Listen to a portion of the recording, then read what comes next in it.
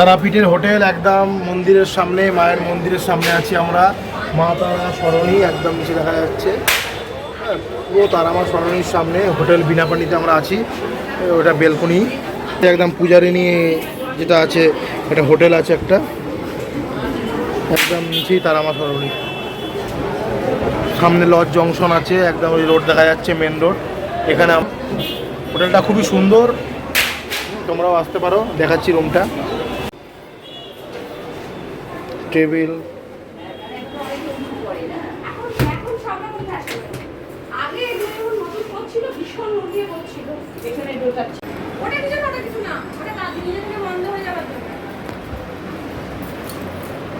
Double bed, সামনে balcony. হ্যাঁ হ্যাঁ,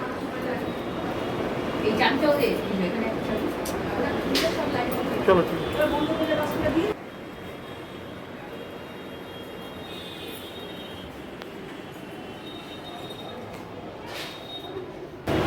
টিভি আছে, এ হচ্ছে আমাদের ওয়াশরুম, কোমোড, গিজার সব আছে।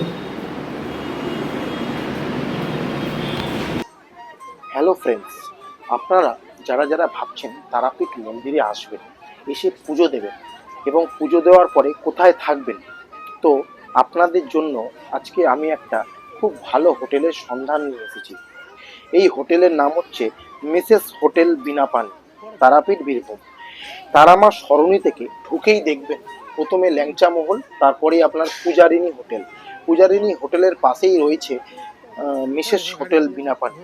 আমরা এই হোটেলে 1 নাইট স্টে করেছিলাম। হোটেলটা খুবই ভালো, সার্ভিসও খুব ভালো এবং এখান থেকে আপনাকে পুজো দেওয়ার ব্যবস্থাও করে দেওয়া হবে। তো আপনারা যারা যারা ভাবছেন হোটেলে আসবেন, তো এই হোটেলটা আপনারা দেখতে পারেন।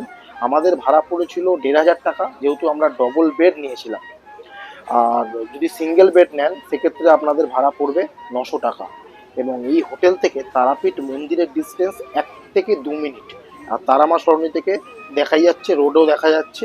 তো আপনাদের এখানে থাকলে কোনো রকম ট্রান্সপোর্টেরও অসুবিধা হবে না, পুজো দেওয়ারও অসুবিধা হবে না এবং হোটেল থেকেই আপনাদের পুজো দেওয়ার বন্দোবস্ত করে দেওয়া হবে।